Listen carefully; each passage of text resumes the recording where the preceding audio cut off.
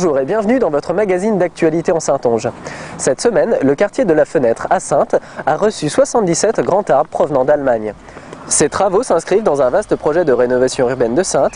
Érables, chênes, frênes et noisetiers ont été soigneusement sélectionnés pour embellir les espaces verts du quartier.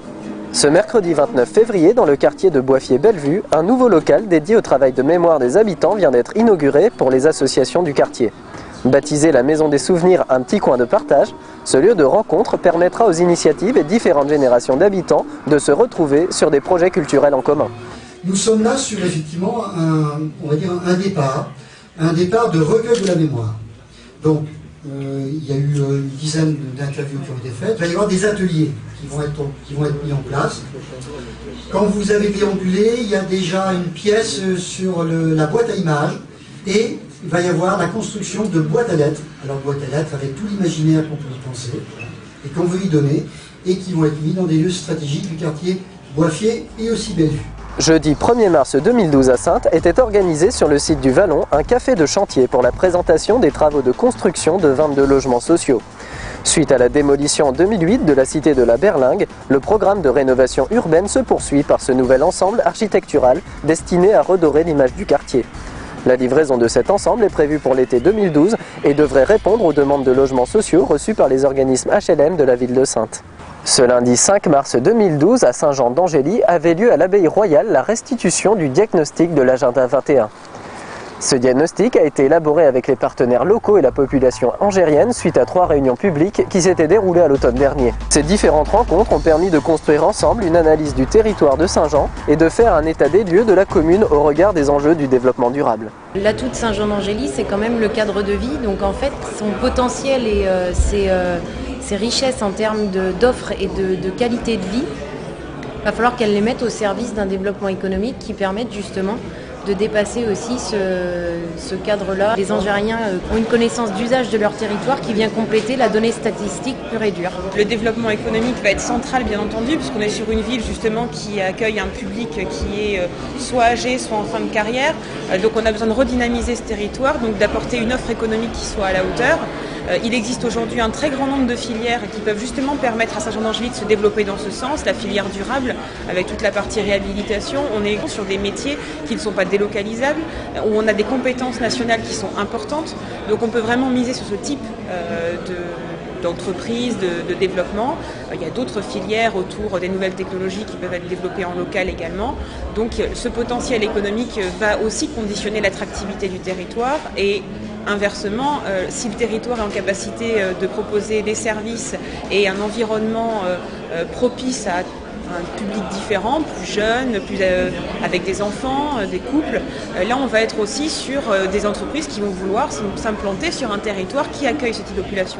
Du 2 au 4 mars s'est déroulée la 16e édition du Salon international du tourisme de Rennes. La Charente-Maritime était l'invité coup de cœur de ce salon en tant que 2e département touristique de France. Le département proposait de nombreuses animations autour de ces sites à découvrir tels que le Fort Boyard, les îles de Ré, d'Oléron et d'Aix, mais aussi le Paléosite ou encore les thermes de Rochefort et de Jonzac. C'est bien normal qu'en fait on fasse des salons, qu'on se promène un peu partout à travers la France, et on est à Lille, on est à Paris, aujourd'hui on est à Rennes. Et c'est vrai que c'est un peu le Barnum de la Charente-Maritime finalement qui arrive ici avec bien sûr tout ce que l'on fait dans le département, nos grands sites. Vous savez, on a la chance d'avoir un patrimoine culturel, historique, préhistorique. On le voit avec d'ailleurs nos amis du Paléosite qui sont là aujourd'hui, mais aussi viticole avec nos amis du Cognac, et puis aussi gastronomique, des balades équestres, pédestres, enfin un tel échantillonnage qu'effectivement ça plaît beaucoup à nos amis bretons. On a une façade atlantique avec ses 470 km, mais aussi une campagne qui est tellement riche. Eh bien, on l'a fait venir ici dans le salon de Rennes. Si aujourd'hui on est avec des prestataires, c'est pas innocent, c'est que si on vient simplement nous avec le département de la Charente-Maritime, communiquer sur venez chez nous, vous allez voir, c'est beau, ça n'a pas beaucoup de valeur, ça n'a pas beaucoup de, les gens ressentent pas bien l'histoire. Mais si on vient avec notre gros Fort Boyard, en fait qui est énorme, hein, avec les animateurs de ce Fort Boyard, on se dit mais c'est là-bas donc, c'est en Charente-Maritime ce Fort Boyard, oui, mais il n'y a pas que ça. À l'intérieur il y a aussi des dégustations d'huîtres, il y a voilà une rencontre, en fait je crois que c'est ça, c'est une rencontre avec un public. La Charente-Maritime doit se déplacer, aller vers les gens en faisant connaître tous ses atouts. Dimanche dernier, malgré un temps maussade et un sol boueux, plusieurs dizaines de chiens et leurs maîtres s'étaient donné rendez-vous pour s'amuser ensemble lors d'un concours d'agility. Ce concours national est organisé depuis plusieurs années par le Club canin de Saintes.